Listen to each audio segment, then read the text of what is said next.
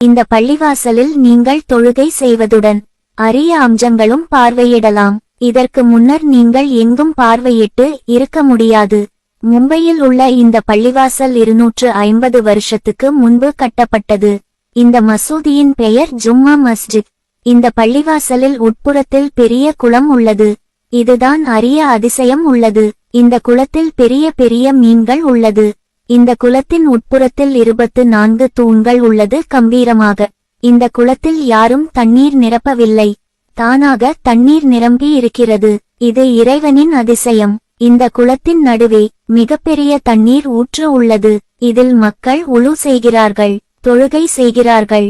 இந்த பள்ளிவாசல் AC cooler pan அவசியமில்லை, எப்போதும் குளிர்ச்சியாக இருக்கும். இங்கு தொழுகைக்கு வந்த பிறகு ஒரு உற்சாகமான காட்சி காணப்படுகிறது.